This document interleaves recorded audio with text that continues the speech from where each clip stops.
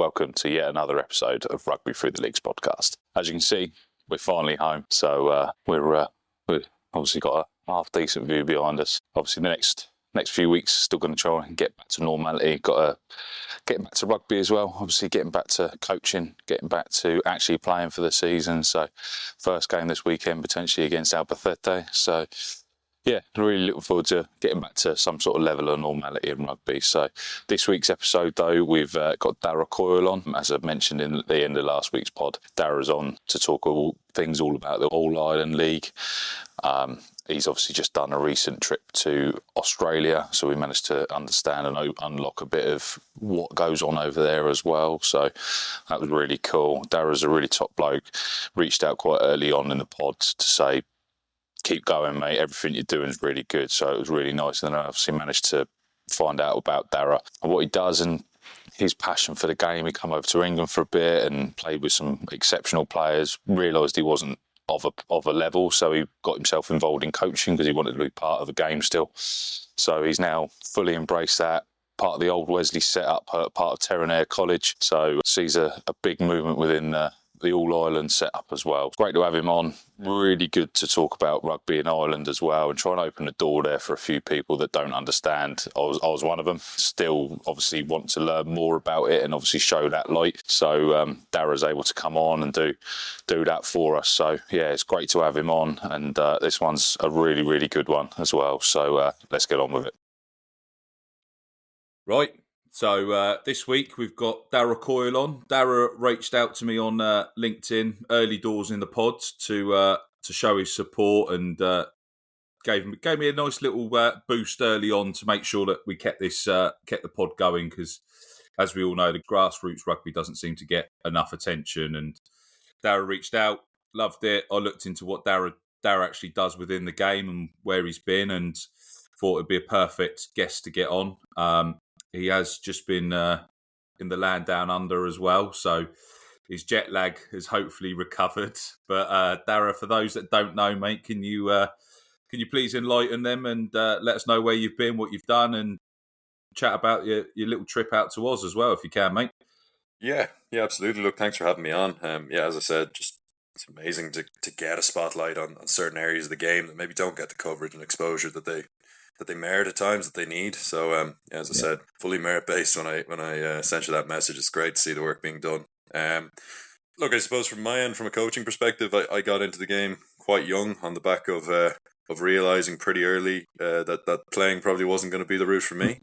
But like most people in the game, you regardless of the standard, you develop a real love for it, and if you can stay in it in any capacity, it's great. And I'm very lucky I've been able to forge a little bit of a career in it to date. So I suppose, look, foundationally, I was very lucky. As I was still playing in university, I was able to link in with a school that one of the coaches there was a director of rugby in, and that was really the apprenticeship for me for the first 3-4 years of combining study with learning a bit more about the game. Definitely made me a better rugby player as well, just around decision making and processes, and taking out my sort of selfish individual perspective of what I was doing in the game and understanding the broader context of where that fits within a team. So 4 very happy years there, and then once I finished study, it was trying to sort of navigate where can I get the bang for my buck, where can I develop further, and where you guys are over in England, there's some really good opportunities that schools do there to expose young coaches to the main thing was coaching hours, really, and getting one of those graduate rugby assistant roles initially. And from that perspective, that was gold for me, because you're coaching from 7:30 in the morning. It's preschool. You're doing all the games lessons during school across all the different year groups, and then after school as well, co-curricular. So in terms of actually getting all the experience and the opportunity to be on pitch, work with players of different ages, understand how different kids receive information, working with 200 plus people a day, that was very interesting. And opportunities from that branched out further around the sort of development pathway stuff with the Yorkshire Rugby Academy and the re-established Leeds Tykes. Because you come over to, was it Bradford way? Because you played for Bradford and Salem as well for a little bit, didn't you? Yeah, that was an interesting one. I went over to Bradford initially. Dan Scarborough was director of rugby there. Really a really incredible guy to work under, and had a pretty fantastic team. Real blend of rugby league and rugby union coaches over there. Yeah, So I can different imagine. Yeah, perspectives, different emphases on different points of the game. And yeah, Bradford Salem was an interesting one because I'd gone over to England really not planning to play any rugby at all. Dan and Glenn Morrison, formerly with the Bradford Bulls, had both been trying to get me involved. Again, they really overestimated any sort of rugby background I had, and I went out to Bradford Bulls, and as you'd expect in north of England, just rough and tumble and sort of stuff that a city boy out of Dublin probably wasn't used to at times. And I just decided that wasn't for me. So I did a couple of training sessions, and that was kind of it. I really I stressed a long term knee injury I had really was putting me was going to pull me out of the game. Brilliant. So it was a hugely important thing for me to do, to go away, to see how different countries work, to get on pitch a lot more, because over in Ireland there's no pathway to coaching really. It's kind of something that ex-pros either fall into.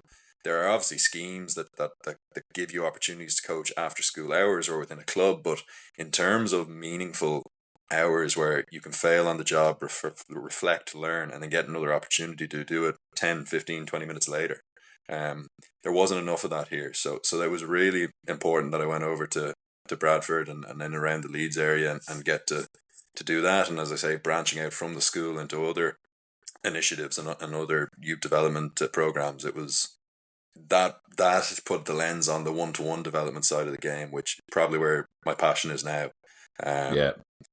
Particularly in the kind of niche roles I operate in with the teams I'm currently involved in around scrum, contact skills. You find yourself, rather than doing team reviews, you're working with players a lot more individually. So again, getting exposed to that early doors at a young age was really, really beneficial to developing me, and it's an area I've really tried to keep going with.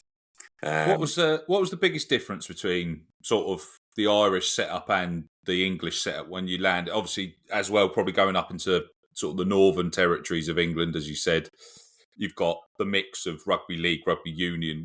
Was that a bit of an eye opener from coming from Ireland? Obviously, where league is that much a thing there? Is there little pockets of people enthusiasts, or is that not really a situation in Ireland either? Really, I think the biggest difference, honestly, was the fact that you really have to start making decisions on kids a lot earlier and making promises without all the information. So I met with someone yesterday in the IRFU talking about this and how other countries have really put a massive emphasis on their international under-17s and under-18s programs. And while, yes, the potential is there to say if they're in an under-18s program early, it means by the time they get to under-20s, they've really got a performance mindset as opposed to a developmental one. The disadvantage is that you never quite know who you're missing out of that, who you're losing from that net.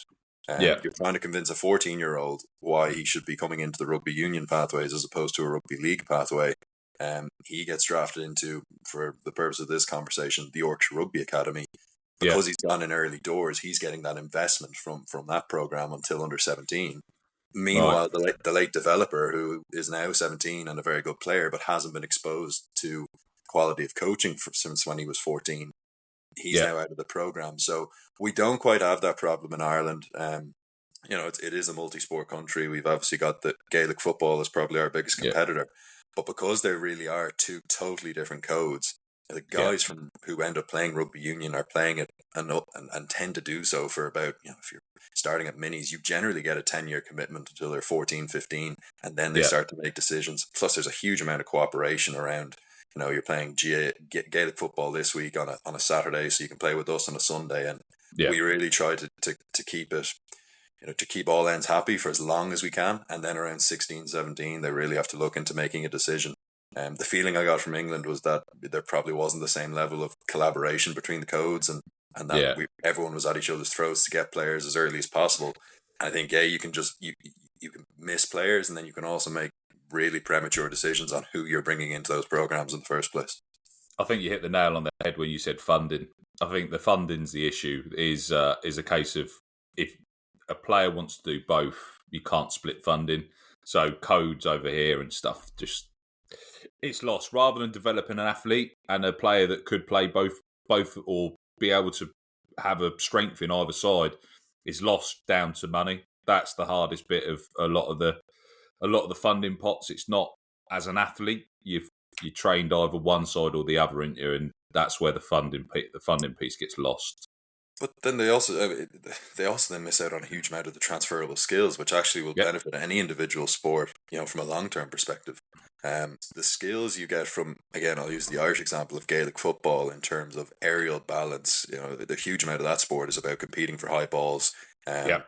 getting high vertical jumps off the air, things that really benefit you from a movement and functional motor skill perspective in rugby union. You just the feeling I got was I would have loved to have seen a little bit more collaboration, but again, I Yep. don't know if it's because people presume there can't be collaboration and avoided conversations, or people are having the conversations and they just realize it's too combative, so there's no point. Yeah, there's probably it's probably a mixture of both. Somebody's tried to breach it, and then it's just said no, we can't do that, and then that's come to an end. So it's a sad fact, as you said, because with GAA and hurling, it's the transfer. It's like even the transfer of weight on your feet to turn. It's all of those skills makes an easy transfer into different games, especially over in Ireland. Obviously, you've got different skill sets, and because all of it's a pretty much all amateur set up in Ireland as well, apart from the lads that are in the system that are going up through the piece. So it's only going to benefit the other games as well. So it's probably that does help, and that's a positive because you can transfer between the games, codes, and everything like that, and all it's going to do is benefit the game. Whereas over here, a lot of the time it's funding. Oh, can't steal him in case he's never going to come back. It's like they've become ownership, like an amateur at 14. It's a weird model at times, isn't it?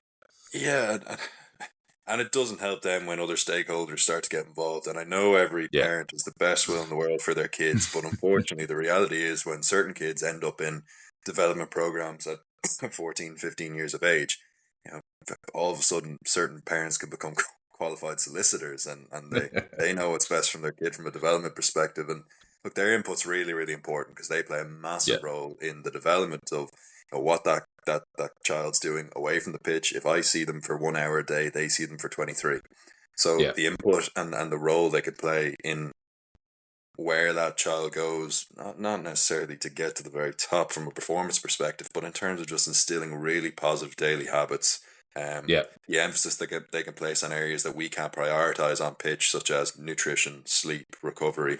But when they get a bit tied up in the fame and glory of it all, and we sort of place too much of an emphasis on maybe what under 14 representation actually is, which again it's in essence it's a development program to give them a little bit more time on pitch with different people. Because in a world there where they're gonna, if they're in a club, the turnover of coaches in clubs is so big now that you've got to plan for different voices to be giving your kids different kinds of information and weighted in different ways. So you'd just like to see it all a little bit more aligned, I think. Yeah, definitely. Right, so you made it back to Ireland after your little stint at Bradford. Where did that take you? What did you embark upon after you managed to get a little bit on pitch hours and stuff like that? Yeah. Look, I was keen. What England did for me was really just reaffirm that this is if there's a career in this, it's what I really want to do. So, look, I was able to connect with people pretty early doors in the IRFU and people in the coach development sphere, player development sphere, and they were really good in terms of guiding me towards what the next sort of role should look like. And it was a level that I actually hadn't played back in Ireland, so they were very much pushing me to try to work within the All Ireland League, which, as you touched on, it's our adult men's. It's an amateur competition, but it's the adult men and women's club game. So a couple of opportunities came up where you become aware early doors of certain teams that might be looking for an extra set of hands, and as it happened, Old Wesley, which was very, very close to my house back in Dublin, was one of them. And the introduction was kind of already there. The coach at that time had coached my younger brother when he was in the Leinster pathways, and so there was already a sort of half a relationship there. And so that's where we ended up landing with their senior men's team. Again, working in that kind of niche role of kind of contact skills, and it's become a bit more of a thing over in Ireland. It's sort of understanding where the individual responsibility lies in the continuity of attack and defence, phase play both sides of the ball. So that's been something that's been cool to delve into a little bit from an analytical perspective, getting to see the direct individual development of players and and working with them on an individual basis, probably more so than the standard team review and preview on attack and defence. Yeah. And then dovetailed within that, I also work in a school called Darragh College, historically one of the more successful schools in Leinster, and obviously the schools program over here is the pathway to professional rugby. It's their audition. It's where the spotlight is for the next generation of players. So it's a competition which has a massive amount of excitement around it. The pre-season, I suppose, that competition is incredibly long with about 15, 16 games, and so huge scope and opportunity to have contact time with these players. Having 2-3 week breaks in between, and then the potential to take these young players on tour, their first experiences of that, and preparing them, for a lot of them, for what we hope will be entry into, either the professional game or higher levels of the amateur game. And really pleasing for us. You come back to the question of what is success, and to a certain degree, it is winning. We all want to win. We all want to be successful in that regard and have tangible success. But more than anything, actually, if only one team can win, I've said this for a while. You can win 95% of your games and still not win a competition. So, what are your other metrics of success? And for us, getting to see in the last 2 years that I say that I've been involved, but the whole school had a bit of a revolution of a coaching setup. And in those 2 years, last year we had 4 players wear an Irish jersey at underage representative level. Before that, we hadn't had an Irish representative for 8 years. Really? We had I think 9 or 10 players involved in the Leinster pathways at under 18s and under 19s. So, as much as though we'd love to have a trophy at the end of last season to say, we're getting that tangible success, and maybe you get a bit more of the external noise saying, "Oh, Darragh, are moving in the right direction." I think in-house we can see that there's a lot of good being done within the program foundationally at that sort of year 7 group, but also we're reverse engineering it from the top down, and the place is incredibly healthy. So where did you guys finish in the last round? Was it the last tournament, and when does the new tournament start? Obviously, school period. Is it sort of at the end, just before all their exams or anything like that, or have you got a clear structure of how you've got to play that season out? Yeah, it's pretty repetitive every year. So we generally get the guys back on pitch in early July, and pre-season will run until they come back to school at the end of August. That's quite an early start then, to be fair. So are they all local lads? Obviously, because starting from July, if the kids going back home or anything like that to other parts, or have they just literally got to be around available to be part of the system? No, because there's so many schools, particularly in Dublin, there's so many schools pocketed in across the province. A lot of school intake's geographical. Now you get a huge amount of, I suppose, again, for want of a better term, nepotism, where priority might be given to people whose parents have gone to the school. But it's Terranure as a sort of village is incredibly tight. It's a really sort of strong community, and the intake of people into that private school is generally very local. So the access to those guys is there during the summer. Last year we would have started a little bit earlier because we went on tour, but we were very keen. I think last year ended up being close to an 11-month season, so we gave them proper time off, and started July to the end of August. These boys then come back to school at that first week at the end of August. We'll then run through with a series of games across the whole school year until we get to about the end of January, which is when the cup competition starts. So you kind of get 15, 16 trial games to get a sense of where you are, test your depth, evolve your game model, get a real sense of what your team's strengths are. I think a lot of teams can come into a competition with an identity of this is how we're going to play, but I think the turnover of schools rugby is such that with a 70-80% transition rate of players year on year, I think you have to be really adaptable to the strengths of any given group on any given year. So what 15, 16 games gives you is that evidence of this is the super strengths of the group, and this is where they're a little bit more vulnerable maybe compared to previous years. So we get to the end of January, and then over the course of about 6 weeks there's a straight knockout competition. So there's different tiers of the cup competitions, but we will be competing in the top tier one. 16 schools go into it. So of the first round, 16 teams play. Whoever loses, you're out. Now, what the competition is trying to do is make it a bit like a sevens format, where if you lose, then bottom 8 teams will play, and to a stage where everyone gets a position at the end of the competition. Right. But So you get a bit of a stand-in, understand where you've... So is there a seeding system as well? Is there, like, out of that 16, is there a top 4 teams that won't play each other, or is that dependent on who pulls the balls out of the draw to make sure that the certain teams don't play against each other? yes, so traditionally, I mean, it's not seeded in that it's a random draw. Like, any team can play any one.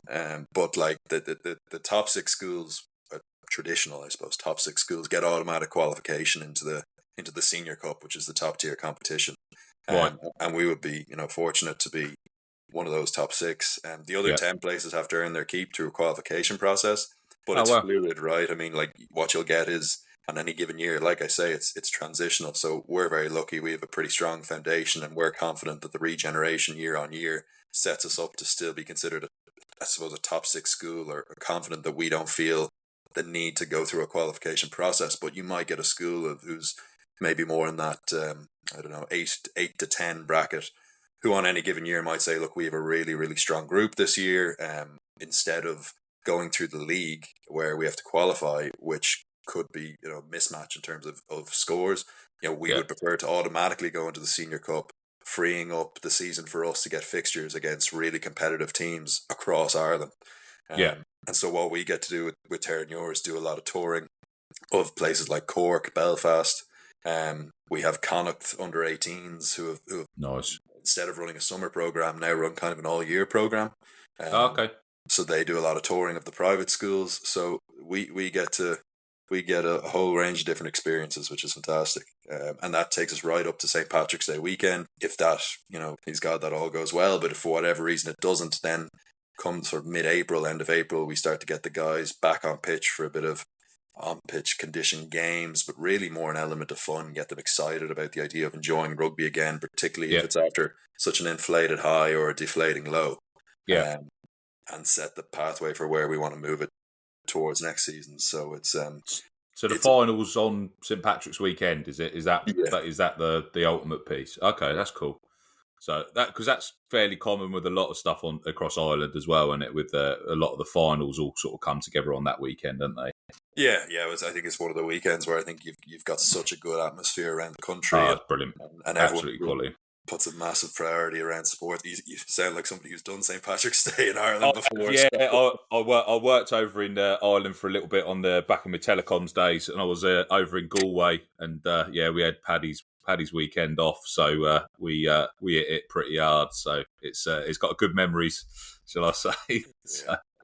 It's a great place to be. I remember when we were a little bit younger, people would be saying it's very anticlimactic, and then you get to a stage where you're an adult and you realize actually there's a proper buzz when you can do it properly. So it's 100%. So obviously that's effectively the day job. Obviously, Old Wesley. Then what's obviously they're part of the All Ireland League. For those that aren't aware of the All Ireland League, how does that work? Because that's a fully amateur system. That's people that have obviously come out of the pathway for Leinster, etc. But Leinster also, or Munster, etc. All the other the provinces also put players back into those to get blooded in, similar to what they do in the UK, where Premier League teams send them, the Premiership teams send them off onto Nat 2, Nat 1 to blood them in. So how does the All Ireland League work for Old Wesley and just in general for everyone that's not aware? Yeah, I suppose slightly different to the national leagues. The reason it's not semi-professionalised is pure by definition, I guess, is purely on the basis that Old Wesley cannot get 3 promotions and end up in the URC, if that makes sense. Whereas Otley Rugby, in theory, could get 4 promotions. In theory, if all the right factors were in place, and end up playing in the Premiership. Correct. So what we are is it's a fully amateur league. Whereas you say at the senior first 15 level, when you're a senior club, which is the first 5 divisions of the club league, you've kind of got a bit of a spotlight on you as again a place where really high level players can develop. So what in our case, Leinster Rugby, what they do is they really start encouraging their younger players who've just come out of school to widen the bandwidth. Traditionally, players would have gone to just 2 or 3 clubs, but now, because the under-20s at international level is such a high performance environment, the expectation is if you want to make that squad, you need to be playing senior men's rugby. And so what that's done is allowed other clubs who maybe wouldn't have had the access or the been attractive to those kind of players, they've now sort of opened a bit of a market to clubs like us. So we're a second division team, but we now, I think, we've had 2 players who are involved in the Leinster Academy, who are involved in the recent Under-20s World Cup, Six Nations. We've got now, I think, 4 players on our squad who are going to be going through the Leinster sub-academy system, which is their under-20s sort of pre-academy kind of year to see if they're of standards. So look, we effectively take those guys in and expose them to a level of rugby that sort of helps them to mature and hone their game under completely different physical conditions, under completely different speed of game. Yeah. And effectively turns boys into men in a completely different environment, because I think we've all sort of seen the childhood prodigy, and then you throw them in a certain environment and it doesn't quite work out for them. So they get a little bit more early exposure to the physical demands and how they adapt around it. They're incredibly well supported from a Leinster rugby perspective as well. The communication channels are open there to ensure that we're not burning them out, that our program works around their development in the Leinster Academy. And then at the other end, as you say, you've got players who have been involved in the Leinster, the Munsters, Connacht, Ulsters, who have dropped out of those academies for whatever reason and are looking to still play at a relatively high level of the game, which can be a bit of a culture shock to some of the guys who go from such a professional environment. And don't get us wrong, we try to make it a professional environment as much as we can, but there's such a difference between it being your 9 to 5 and then turning into 2 nights a week. So and like, again, you're dealing with people with different perspectives. Yeah. I was, as you mentioned, I was in Australia recently, and I was talking to the guys in advance of a final, saying that there's something quite special about being an under-20s group, because when you're an under-20s player, your perspective on life is so different. Rugby is the most important thing for these guys in university. So when you get to men's rugby, so many other things, and women's rugby, adult rugby, so many things take over. Life, family, job, financial stress, and rugby has to be fun at its center, right? You have to enjoy what you're doing. So it can be a culture shock for these guys when they come down to us, but we do try to facilitate an environment that makes them think that they're achieving a high level of performance, whilst also layering in the perspective of, this isn't life. Like, it's really important to us. We really want to be successful. We want to make you better, but we also just want you to enjoy your time here as well. To take away that pressure of the next contract, the next game. So that's the kind of caliber of player we deal with, certainly at All Wesley, and geographically there's so many clubs like us in this space, so it's incredibly competitive for players, and everyone's kind of hot on the radar of a player who might be playing at Galway, who was in university. You hear he's coming to Dublin for work, and then naturally you've got a huge spell of demand into his sort of phone, trying to see what he might want to do from a rugby perspective. So it's an incredibly high level. It's a great space to develop as a player, as a coach, and as I say, it offers probably that level of performance that gets as close as it probably can to the level that these guys get when they're involved in these academies or junior academies. So as you said, some of the lads sort of drop out the system, end up in the All-Ireland League. Is there much of a setup for them to get back into the system, or once you're out, you're lost? Is it a similar sort of way that you've had your shot, it's not worked out, and that's kind of where it's at? Yeah, I think it's really unfortunate. And again, this is where you'd probably like to see a little bit of alignment, because we only have 4 professional teams, right? I mean, in England, you guys have, I know it changes every year, but I think there's currently 10. It's getting closer. It's getting closer and closer to 4 at this rate, the way the RFU are running it. So maybe not the best example, but you know what I mean in that sense. So there's such a high supply of players for such a small amount of spaces, and because there's such an emphasis on the schools program, deselection and the processes that need to happen in deselection are probably undervalued, because there's always that underlying justification of, well, we've got the next generation coming through in 12 months' time. Right.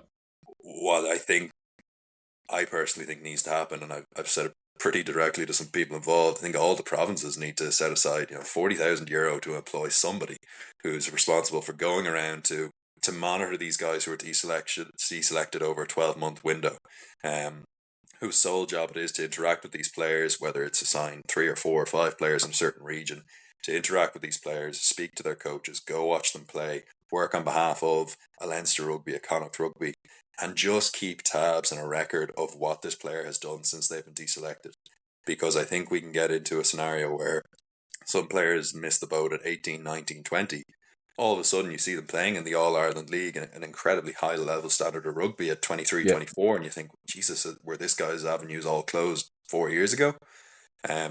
So I think you've either got to look at a basis where the deselection processes need to improve, or you need to just align with other unions. Like, as I say, the opportunity to go over to England and play a high level of rugby, Scotland, France, and say, look, just because somebody didn't make it in the Leinster Academy, which, you know, internationally is renowned as one of the you know, better academy setups in terms of how we prepare players to enter the professional game.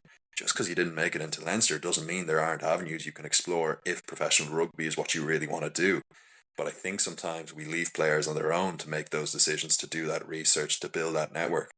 And I think a huge amount more could be done to say, look, if you're serious about professional rugby, just because it didn't work here doesn't mean it can't work somewhere else. And you look at a sport like soccer and you think they're really advanced in that area, and rightly so, like it's understandable. But I think I'd like to see a lot more evidence of learning of, right, okay, well, how can we support them? And even a loan system of, you know, go away for 12 months, we're going to monitor you, we're going to put in really clear structures on how we're going to assess your performance, and if this goes really well and we think we've made a mistake, there is re-entry, and being humble enough to say we've made a mistake here, but we're prepared to own it, admit it, come back in, even if it's for 6 weeks, 8 weeks, to just come back into the environment, see, are you hitting the metrics that maybe you haven't hit previously, and take it from there. It's a massive area, because what you get internationally is a position where, if your justification is that we've got a regeneration policy where every 12 months we have the next amazing crop of kids, then I think it's very difficult to explain how we get to a scenario where, don't get me wrong, incredible level of performance from Jonathan Sexton, but how there were so many question marks for so long around who replaces him, because the age gap between Johnny Sexton and Jack Crowley is about 16, 15 years. Yeah. So that's how many under 18s, how many under 19 year groups have you seen where your justification for so long was, well, we've always got somebody next year. Well, you didn't for 15 years. Yeah. So I just think there's a lot more that can be done around that. I think you hit the nail on the head. I think there's not enough people out there that are humble to say they made a mistake. I think there's probably a little bit too much of a tarnish around rugby when people put their hands up and say they've sort of fucked up. They don't want to say that. I think there's also a fear that a lot of players don't want, a lot of clubs and rugby in general don't want to become like football, where they start having to make those decisions at 7, 8, 9 for kids that they're not good enough. I think if you start creating that conveyor belt, do you start making decisions with a kid that's 8? No, you look good, but you're not. Oh, we had Ollie Curry on recently as well, and he said he went to a trials when he was 14 at London Irish. He was already part of the system. He was 6 foot. He was 6 foot at the age of 12 or something stupid like that. And at 14's academy system set up, he's gone in there and they measured him, weighed him, done all of that. No rugby, just measured and weighed him. And then they measured him and said, "No, you're never going to be big enough." He turned out to be 6'8", and they said he wouldn't grow much more than the 6 foot he was at 14. You're like, he obviously went on to play. He's managed to play, but he fell out of love with the game as he kind of lost his way, because there's too many parameters put on numbers rather than performance. And as you say, if you drop out, because as we know, you might get to a certain age, you get your dad's strength, and at 18 you couldn't do much. 4 years later, you've got a whole new strength again. And I saw the other day in football, there was a free agents game that was set up by the FA. So players that have been released recently that wanted to come back into the UK, into the English game, they put on a friendly against Cambridge or something like that. So there was a full team set up of free agents to put themselves back in the shop window. There could be potentially something like that set up for each age group. If players are released in rugby, there's got, as you said, it's not, they might not fit the window for Leinster, but why can't they fit the window in France? There's 4 pro leagues over there. Why can't they go up to Scotland? Why can't they go to Wales? Wales have just got a shitload more funding now. They're going to be spending money for silly money for next season. They've got an extra 2 million to spend. So for each club, there's got to be somewhere that these players are good enough. If they're good enough to get into the Leinster Academy, Munster Academy, Connaught, stuff like that, they must be something there. It just might not be their time or their day that they played that game.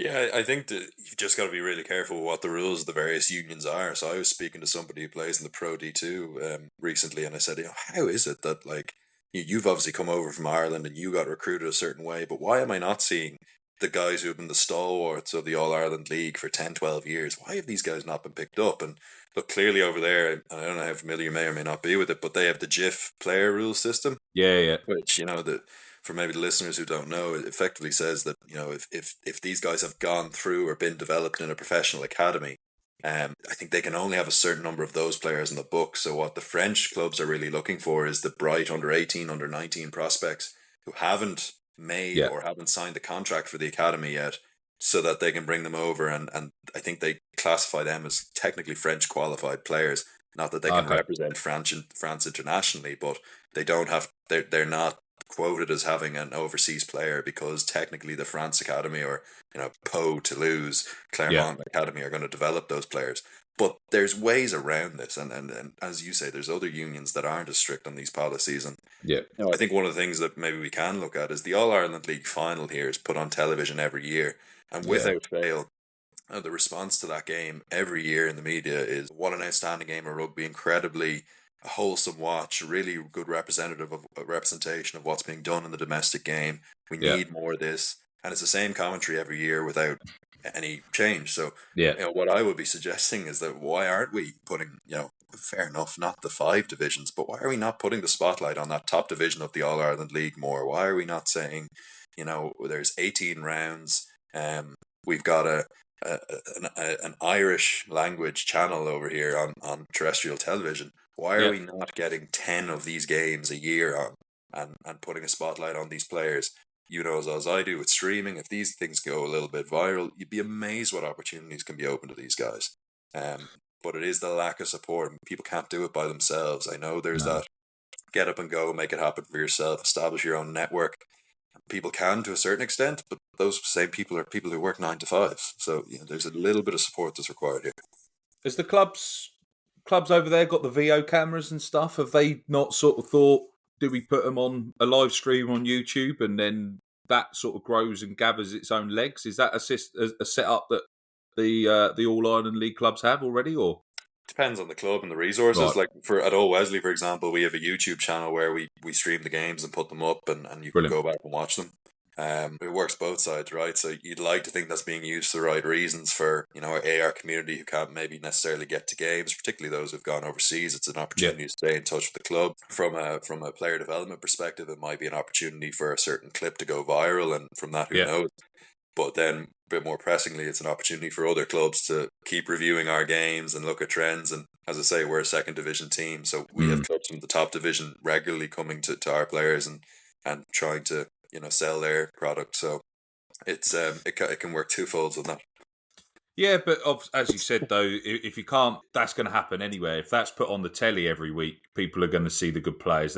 Even the top leagues are going to start losing players to that same sort of model. As you said, a lot of it's putting people in the right window, and I think that's something as a game. Accessibility to other games outside of your own little bubble is so difficult. Now that obviously in the UK, the Premier Sports have now got the Champions Cup.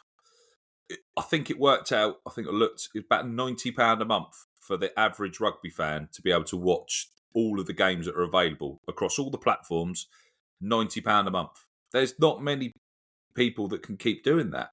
It's just that you're losing the accessibility to the most. It's kids that we want to watch the games. They're the ones that we want to create. We're already old and grey, getting past that point. We love the game. We can talk about it until the cows come home. It's the kids that we need to start getting to watch the game. Watch it. Put a market. Put a flag on a player that they love. Go and buy the shirt. I said this in an interview last week with Lexi. Players don't have a fixed number either, because we have a fixed number system. You can't have a player like DuPont wants 49 on the back of his shirt. You can't create a brand out of something that's going to a player's number is going to change it. Everyone can put a name on the shirt, but it's the number that sticks with it. We don't have that within the game as well. You can't. A kid can't go and get. like the looky man over in Turkey. I went to Turkey and I went to, obviously in Spain and stuff. There's the looky man that's got all of the shirts, Haaland, all of them. You don't see a single rugby shirt because they haven't got the names. They haven't got the brand to put on it. I think if we open the door to that a little bit more, we might be able to sort of break that little window. Do you agree, or am I missing the marker? Yeah, I think there's a real disillusion on where commerciality comes into different parts of the game. People think by raising ticket prices that drives revenue, and what drives revenue is interest and Yeah. accessibility, as you say. And I'm a big believer. It's a huge source of frustration. For me as a coach, for example, as you say, you're paying all these premium charges to get access to all these games, and half the time, because you're coaching your own games and doing analysis on these things, you just want to watch these things out of interest more than anything else, and they're totally inaccessible. But as you say, more worryingly, it's the kids, and it's I don't do it much anymore, but whenever I go back to the mini section of our club at under 6s to under 12s, just out of interest to pop in every now and again and see the work that our volunteers are doing. Yeah. You ask these kids, who watched the game last weekend, and they say, well, what game?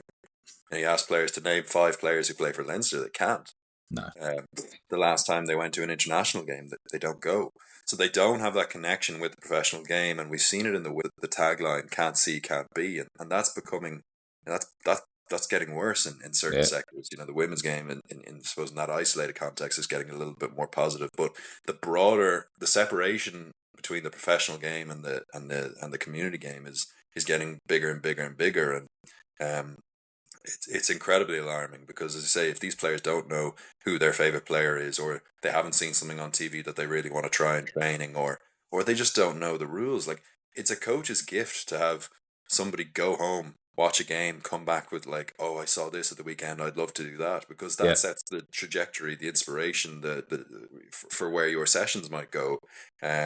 Not necessarily surrendering to the professional game or the kid, but understanding what interests them. And a lot of these kids are showing up to Mini's training sessions not knowing the rules of rugby, literally simple things like the forward pass, like 101 back in the day, but they don't get it. They don't understand, well, why? I've never heard of that before. Offsides. The referee mics on the television now, where you can hear the referee explain the rules, is gold dust to that kind of a generation. Yeah. And because they see, Owen Farrell doing it, it's like, oh, brilliant. Oh, well, I love Owen Farrell, so if he has to do that, well, then I want to learn to do that, instead of, in the moment in a game. And we look at them when they sort of shrug their shoulders in shock and they don't understand it in that moment. And we look at them like, what do you mean you don't understand it? So there's a huge that gap between the professional game accessibility and inspiration and the community game is just getting wider and wider. Yeah, completely agree. And I think the women's games, obviously, they've done exceptional work on their own to put a brand on it. Alone My Hair, all of those that are actually out on social media, but they're having to do that hard graft themselves. But I think also some of that is kind of getting lost in where that product is. They're creating their own brand, which is brilliant, but they're not closing the gap on, as you said, that widening piece between the top level and the kids. The kids are getting excited, but they don't understand how they get to that piece as well. So there's a real loss. And I said as well, I think rugby doesn't have enough heroes and villains in that sense. You don't create that pantomime villain. There's plenty of characters that can play that, and people need people to love and people need people to hate, and that's how it creates that brand as well. And I think there's too many times that people are just told, just get back in your box, just do your stuff, carry on, move forward. And the shop window's closed to people making it accessible for people in that way as well. And it's quite alarming. It's the same for players and coaches. So I was meeting with a coach there yesterday, somebody who's relatively green and he's 22 years of age, started in the last few years, and he said, well, what would your advice be in terms of knocking on the door? Because I was kind of just told to not make too much noise and go about your business quietly and see what happens. I was like, well, since when did anyone ever do anything for anyone because they were, well-behaved, quiet? Yeah. Incredible. Like, you've got to rock the boat a little bit. And not... A disruptor is probably the best word I can use. Like, not for the sake of upheaval, but I think you've got to be saying, like, the reality is that this isn't working, or this needs a change, or I need this. How can you help me with that? You've got to be asking questions, but you can't be asking questions at the wall. You've got to be able to get in front of people whose job it is to listen to these things, whose long-term interest it is to work on these things, but it's not on the radar. So yeah, I totally understand. It's as though the people who fought for the professionalism of the game have taken it, and now it's, well, I got everything I wanted out of this. I've done it. That's it. They've done it. They don't need to worry about it. They've got the professional piece. It's down to somebody else to now make sure it actually becomes professional. Yeah, they got the sticker over the top, and now that's the rest of it. Because Ireland are making, from what I'm seeing, they're making good movements on obviously on the women's game. They've signed 37 players onto pro contracts. They've got a clear. They released a manifesto of a clear path for development as well, which I started to read as well, which looks really positive. Have you seen that sort of being really rolled out over there as well? I know obviously you've just got back, but you must have got the comms being sent out to you. Yeah. Look, it's probably, again, in terms of where that's directly relevant to Old Wesley, it's slightly different. Like, we don't have an adult women's team, so our big thing is foundationally trying to set a real set up the core principles and structures at the underages of under 8s, 12s, and 14s. And to be fair, we have an incredible volunteer who, you talk about a disruptor. I mean, this guy's not afraid of being labelled as the guy who's constantly ringing you or constantly wants to meet you. Because underpinning it all is a really exceptional brain of somebody who just wants the best and wants opportunities to be present for these young girls who he's talking about an incredible vision of the first ever Old Wesley All-Ireland League women's team, which we've never had. But like, whether it's when it happens, we don't know, but like, an incredible vision to work towards. Like, that's tangible. That's something we can get really excited about. Look, regarding the broader things you're talking about, I mean, look, it's still not perfect, but like, there was never going to be an overnight fix on this thing. No, of course not. The 37 contracts that have been rolled out, look, of that, I would imagine there's, and I stand to be corrected on this, so by all means, I'm not speaking with facts, but I'm guessing there's the guts of something in the region of mid-20s of those contracts are still going to be, doing other jobs to be able to fund themselves financially. But the strides that have been taken in the last 2-3 years have been really meaningful. And you get guys like Greg McWilliams who were really brave in going into that Irish women's job and kind of had to get blood in his nose to willingly to put a spotlight on the change, and that, he gets judged on performances on the pitch, when in reality the upheaval of the structures behind him meant it was always going to be an impossible job. But somebody like him at least goes in when the organisation is sinking and stops the rot. So I think someone like him doesn't get enough credit for the work he actually did. And you're starting to see the domino effect now, hopefully coming in of year on year. We're able to, financially reward people for the work they do and the work they put in, and then at the grassroots create opportunities that create sustainable pathways for women to enter the professional game and also the amateur game. Like, again, not every, same as the men's game, not every girl, not every woman is going to be a professional rugby player, but can we create sustainable pathways that let them stay in the game and let them think that they're being exposed to a high level of coaching, to a competitive level of performance, to seeing environments that just are fun because it lets them do something that they're naturally good at and can be the best version of themselves in. And there's so many things around that. Like, you've got to get the coaches who are prepared to buy into that. Like, coaching's an ego game. Our coaches are prepared to put their name on the line for those kind of initiatives. So there's again, you won't know that until you actually go out and ask people. And there's people can be very presumptuous on it.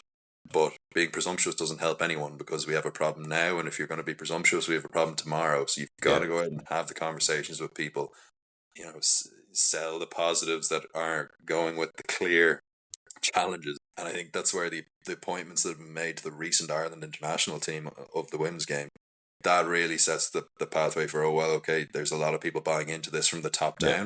And if we can get access to those people, they can reform the whole program, not just the international team.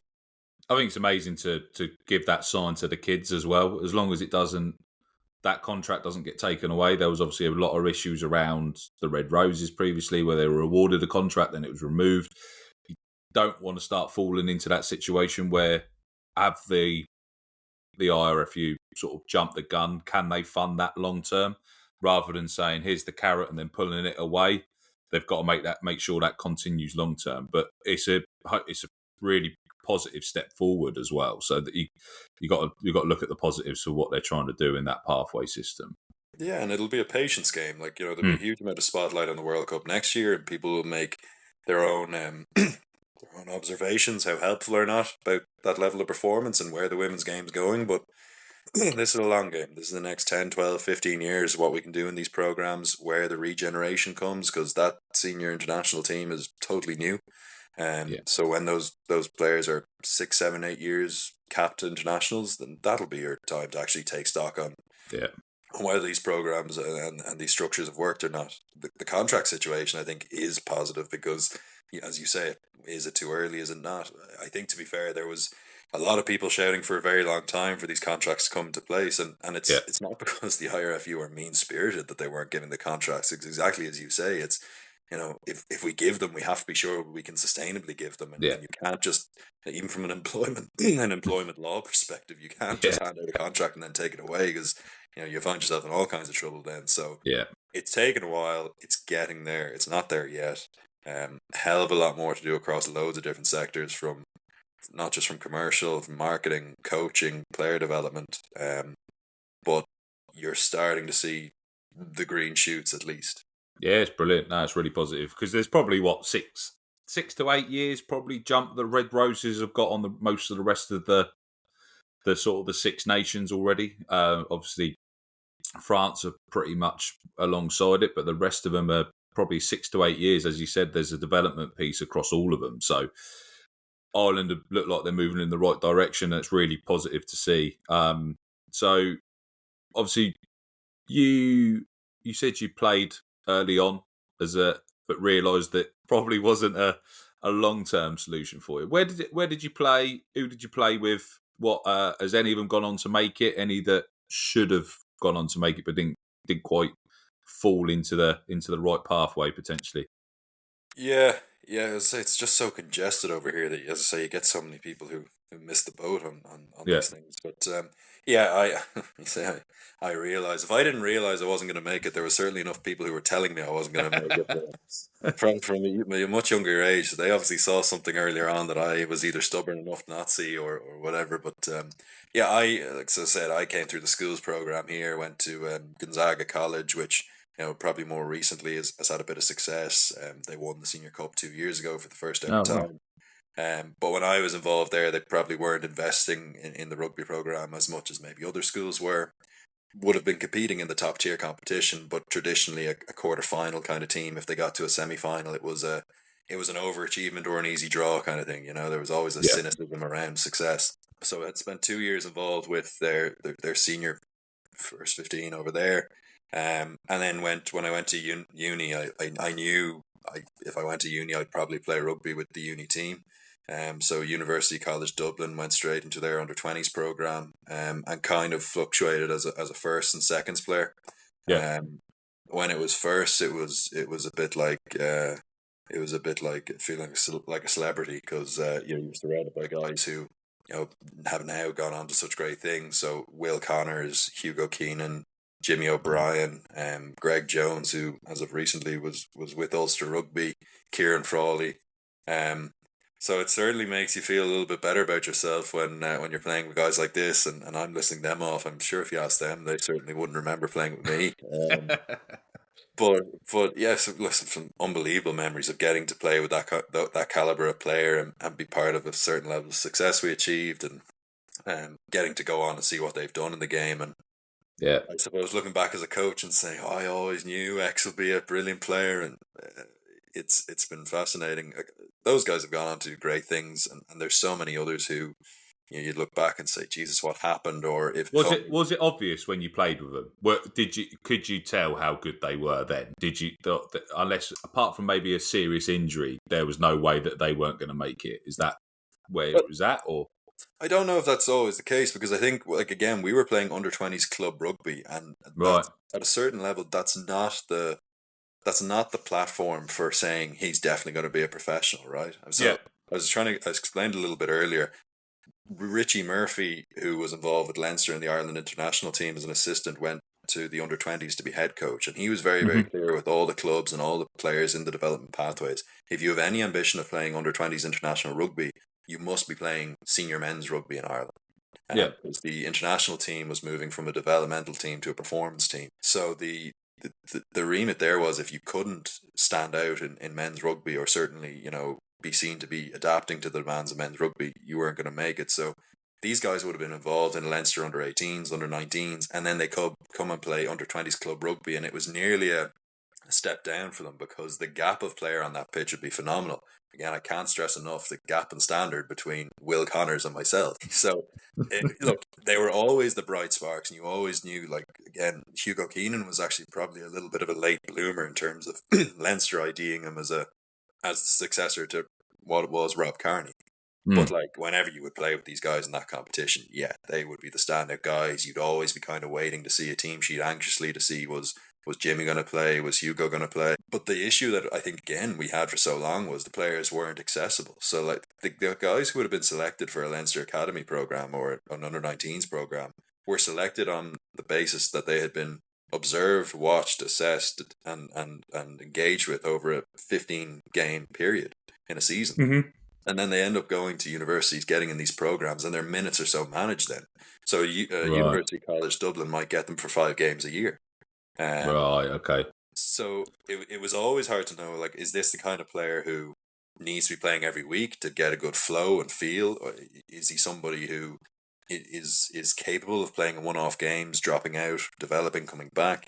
So, yeah, in short, like, you always knew they were incredible players. You always knew they would go on to certainly a higher standard than the under-20s program. I just think you always had that question mark of, could they play men's 15? If they play men's 15, will they stand out? But yeah, some with others it was clear and obvious. Like, again, Hugo Keenan, I just remember watching and thinking, I don't know how he's not currently involved in a setup. But then probably where you went wrong, Darragh, just standing there watching him play. That might have where I went wrong was being 12 years of age and being 13 stone. That's where I went wrong. But, you know, I won't blame my parents. That'd be very hard. So the players that didn't make it, that should have, was there many that you can sort of roll off the top of your head? I think you're always looking at guys who, again, it's such a congested system. These are the guys who you're kind of half wondering, God, if only there was a network that could have looked at you and said, oh, you could go somewhere else. So somebody like a guy like Bobby Sheehan, who's actually the brother of Dan Sheehan, in the Irish hooker. He was somebody who was in the Leinster pathways, dropped out, wasn't given an academy contract, went straight into the senior men's team, starting club captain. He'd be kind of drafted back into Leinster, but really for nothing more than to kind of be a spare body. And then he was and then kind of told, you know, would you consider moving position? And you just start messing around with guys who are already ready-made products. And if you don't have a place for them, that's fine. But, like, let them just be honest. Yeah, let them go and do something else. So, like, he was so impressive because I just think he's maintained a level of performance over such a sustained period of time that makes you think that, you know, somebody somewhere, if they had access to this competition, would have picked you up by now. Yeah. And you know, the other name that probably comes to mind is a guy called Emmett Burns, who has probably hit the spotlight in Ireland a bit recently. He was a quite accomplished rugby player at underage, was kind of ignored by the Leinster system for a few years, was in and out in terms of the underage stuff. But when he came to the university team, this was the kind of guy that would always play to the level he was asked to play at. He'd play above you know, himself. He'd play under 20s, and somebody would say, is he ready for men's? And he'd go to men's and he'd knock it out of the park. Like, he was just somebody that could play well everywhere, and had all the performance demands that you'd love to see from a loose head prop. Like, incredibly dynamic, powerful, agile, set piece, absolutely dominant. And yeah, again, somebody who you just thought there's just got to be room for someone like him now. Yeah. Unfortunately, he fell on illness and had a tough couple of years, and thank God he's back playing rugby again, and that's given him, I think, a fresh perspective on the power of the community game, and he's now at his local club that really rally behind him, and it's incredibly inspiring story. But someone like that, again, I think has the Irish system failed them? Well, I'd say the Irish system will tell you they haven't failed at all because they have that regeneration of player. But you just would like to think that that we're close enough to England, we're close enough to Scotland, we're close enough to France.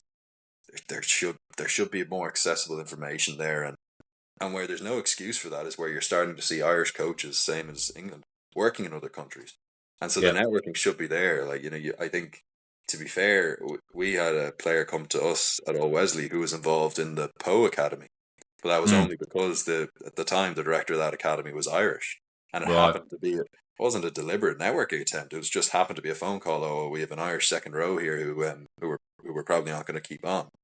And somebody tells somebody who tells somebody who tells somebody, and next thing there's, well, hang on, we could do with a second row. So I think you can if you can unconsciously have those conversations that make impact. I do wonder, imagine the impact you could have if you actually invested in them consciously.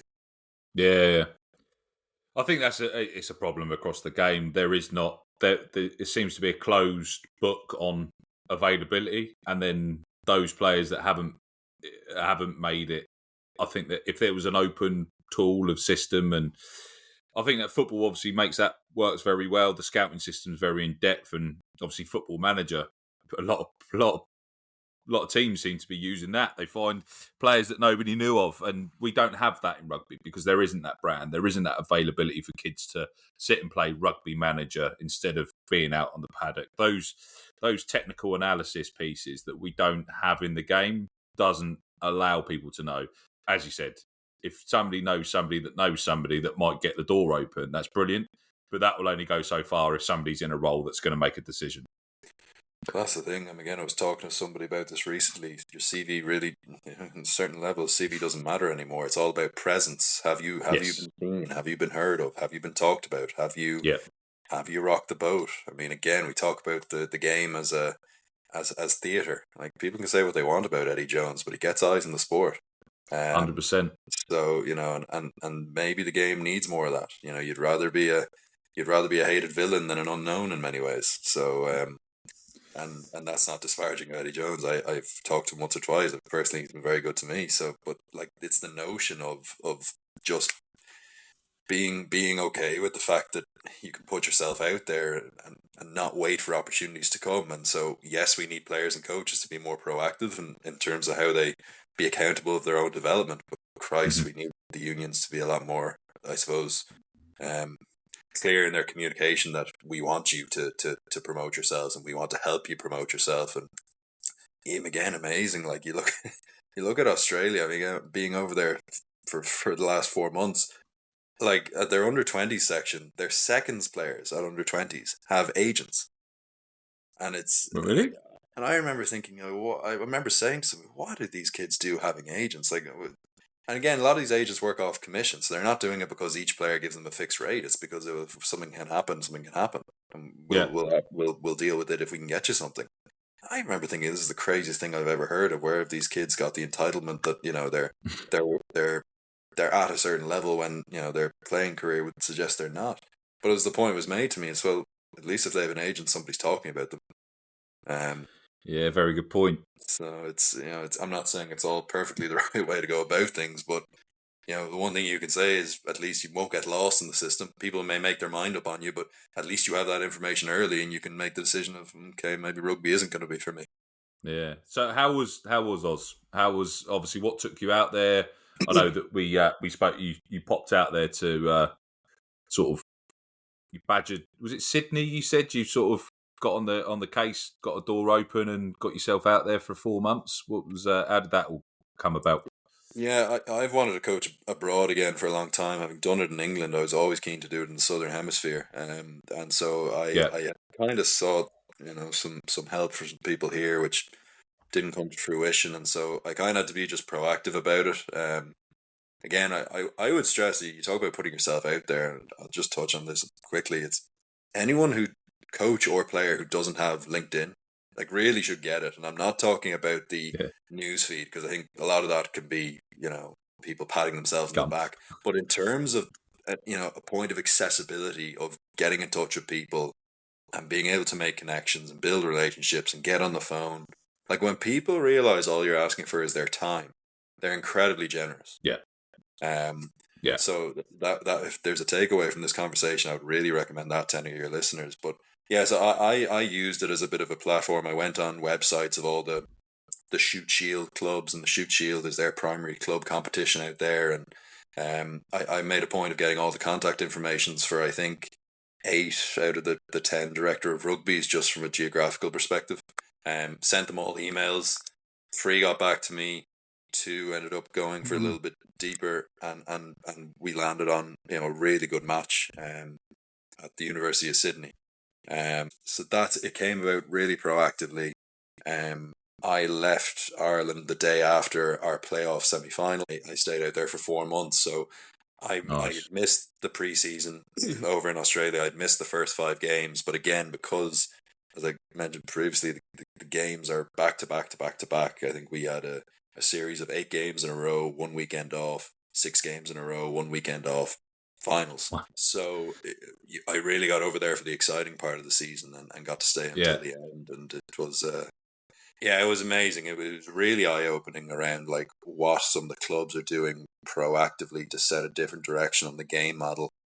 Rugby Australia has obviously had a huge amount of change going on in the last decade, really. So I think clubs are being really responsible around how they're developing players. They're not relying on the pathways, the academies, the union anymore. So it was interesting to walk into a club where, I'll be very, very honest, it was a completely different game model and style of play that I would have been ever used to, that I probably would have been comfortable coaching. But they had reasons for it, which I totally understood their reasons for.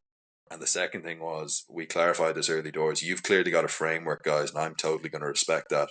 But within that framework, can we look at X, Y, Z? And they were just incredibly open-minded to that. And it was I found it to be very merit-based.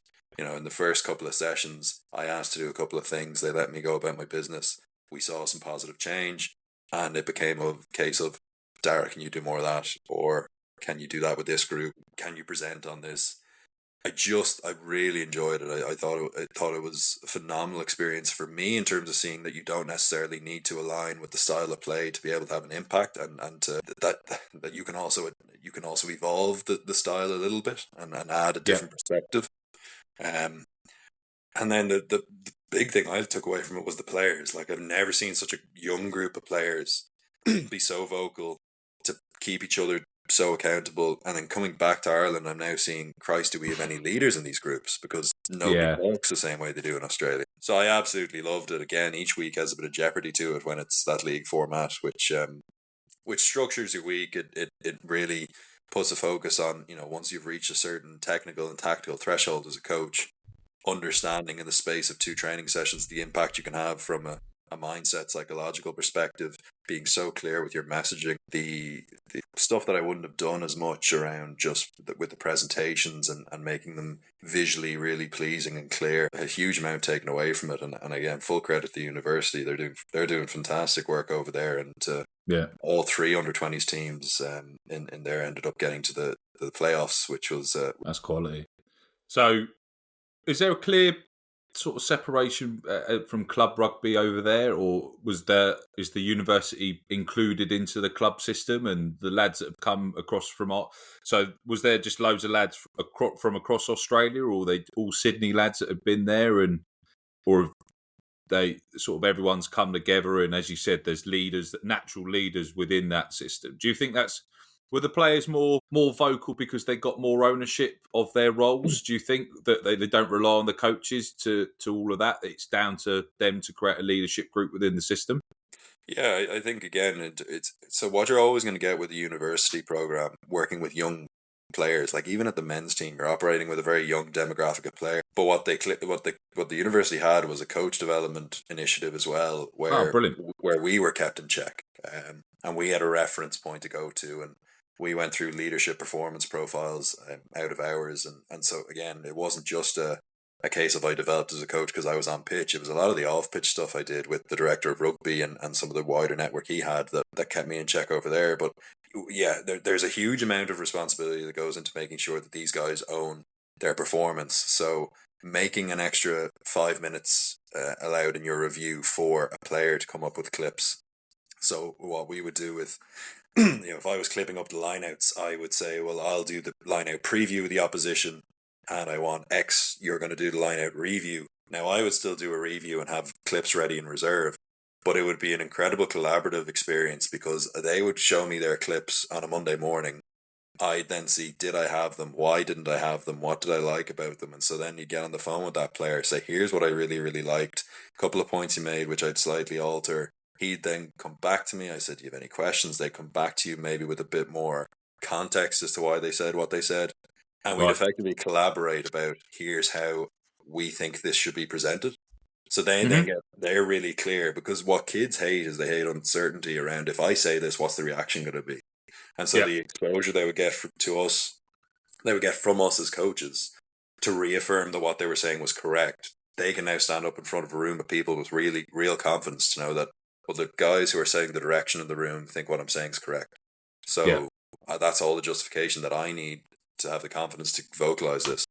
And then when you change that player every week in terms of who's presenting, it had a really powerful impact. And then they're just so much more comfortable around each other. Like, again, culturally, it was a massively eye-opening experience, because what Ireland have set the direction for in recent years is understanding how to make rugby players better, from technically and tactically. Real alignment with the professional programs, a real understanding of what for want of a better term, the curriculum looks like to get players to a certain level. Maybe what we've not placed as much of a value on at the high performance level is the time you need to invest in relationships. And it's hard. It's 2 nights a week. It's a game on the weekend. Where do you get the time to get these guys in a room? Yeah. But I think you've got to set some sort of a space where players can be vulnerable around each other. So there would, without going into too much detail on the players' own personal stories, but we would have a slot at the end of a review called Hardship, which would just be on a Monday. And every week, one player would stand up and speak a little bit about their background, their story, where they've experienced hardship in their life. And look, some of the stories would be, really sort of, they'd be eye-opening. And others would be very much guys saying, look, I'm not going to pretend I've had a particularly challenging life, but here's probably where it's been the most challenging. And players know then a little bit more about each other. They get really close with each other, that they're comfortable saying these things in front of them. They know it's a safe space, and it just makes those instances where you need to be hard on each other or support each other on a rugby pitch, it puts it all into perspective, because you've kind of buried yourself naked in front of a group of people in a much more scary setting. Like, as a coach, I can get up in a room in front of people and talk about technical competency and tactical direction for a season, no problem. But being a bit more open up about you, this is my insecurity, and this is my challenge, and like, that's the scary thing to do. So it's incredibly inspiring seeing the players do that, and I would have probably liked to be there for the start of the preseason to see how they got to a point where the players led on that, and to what level the coaches. But the cool thing about the network I've now established is that there are conversations that we can be fluid with. I can jump on a Zoom, on a video call with them, and say, never asked you about this. We're coming into our preseason, whether it's next year. Really enjoyed that facet of what you did. How did you start it? It was really, really different. Yeah, brilliant. Have you got plans to try and get away more, for obviously get this season out of the way? Is there plans to try and go and see other parts like America or anything like that, or? Yeah. Look, I'd love to. So at the minute, it's logistically a little bit challenging. My girlfriend flew out to Australia a few months before me. She's staying there because they're coming into their summer. So I couldn't drag her kicking and screaming to the airport. She wants to do one more summer out there. Yeah. Look, we'll take stock at some stage during the year. I'd certainly love to see a bit of the world before life gets a little bit too serious, I suppose, and bogs you down in one or two areas. But at the same time, I'm a big believer in, I hate the word project, but I like the contingency plans that go into, an organization in 1 year, and you hope to see the fruits of that labor the next. This is year 3 of where I've been now in the various organizations, and we're hoping to get a real sense of what 3 years of work looks like. It's a pretty good representation, and you're able to sort of see, right, have I kind of done all I can do here, or is there scope to really layer on more? But there's the first thing is to probably try and get a scenario where we're in the same place for a little while, and after that take stock. But it's such a big world out there. It's a small world and a big world at the same time. I've been on tours with Africa, Canada. I've now seen Australia, Fiji. I'd love to do New Zealand. I'd love to do Japan, America, as you say. That that league's been around for so long now, and so much change can still happen in it to elevate it more. Yeah. So getting a better understanding of what needs to happen there would be interesting. Yeah. It's one of those careers that allows for it. So, but it's if you want to get the traditional 40 years out of it, there's no rush either. Yeah, 100%. What's the targets for Old Wesley this season? Then are they in a good position for the league ahead? Yeah, I think look, if you look at the squad, we inherited, or certainly when I came on board, we had a bit of a squad where guys were kind of filtering out, making it known that this season would be their last, and so we lost a couple of key players as well. It's always the danger when you're in the mix for those promotion spots and then you don't achieve it. You get those really ambitious players who say, well, the intention was to play in the top division and we haven't achieved it, so I'm on to go and do that. So 2 years ago, we had a massive transition of the squad. We've also probably changed our recruitment strategy a little bit, really established a good relationship with Leinster Rugby, which is giving us access to maybe a younger demographic of high potential player, as opposed to, maybe looking at guys who have achieved high potential and we know what level of performance to get, but also know that there is a ceiling. Look, the ambition of the club is certainly to try to get promoted out of the league this year, and that's something we'd say every year. It's you if you can get yourself into the top four and that's the playoff spots, you give yourself the opportunity.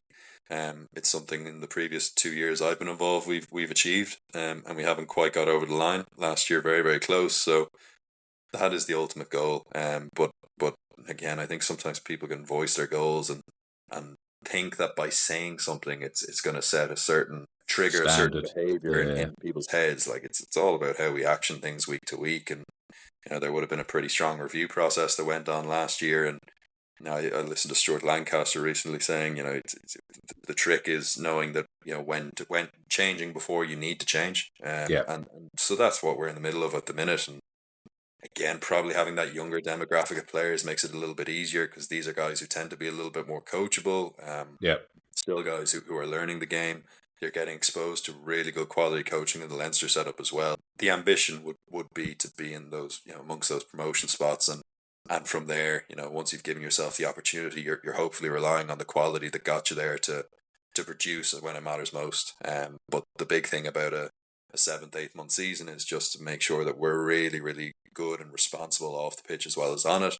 Our medical physio team need to look after the players because naturally the depth chart you might have between the first 15 and second 15 is such that if you lose 3 or 4 key players, that's all that needs to happen.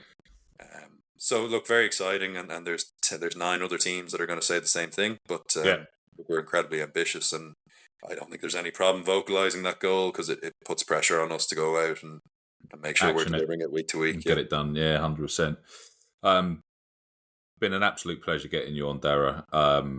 Hopefully we can catch up later in the season, see how you guys are getting on as well.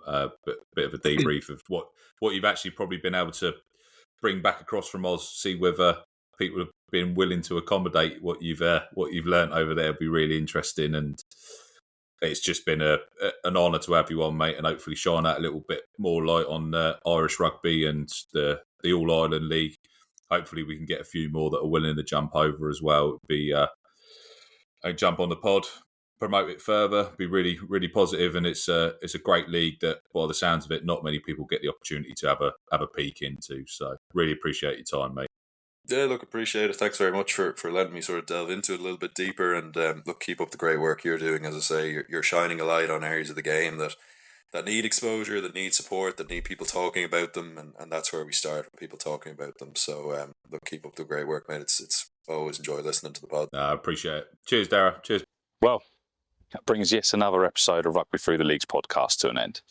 Just want to say thank you to everyone that's joined. Hope everyone enjoyed this week's pod. Darragh Coyle was another great guest. Opened the door about rugby in Ireland, his little trip to Australia and what was done over there at the University of Sydney.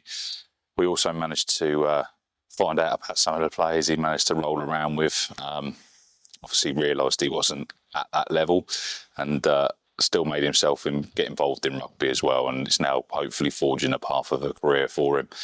Still sounds like there's a lot of doors to open within the setup and how they do everything, but there's no different to any part of normal rugby for us, unfortunately. So next week's episode, we're actually going to shine that spotlight on the women's game. Obviously, this is ahead of the start of the PWR. So we've got Matt Merritt on, who's semi-pro rugby fan, but also a massive advocate for the women's game, does a lot of writing for a lot of papers, Rugby Paper Pass, all of this sort of thing. So we actually get to open the door onto the women's game, the start of the PWR, and actually get to understand what makes that whole system tick as well, because Matt's got some massive insights, writes a lot for it, and possibly some predictions for the season as well. So it'd be great to find out what Matt's opinion of all that is as well, and who's going to shine a light on the game this year. And obviously leading up to the 2025 World Cup, we want to try and keep shining that light as well. So we've got some other big names within the women's game lined up as well. So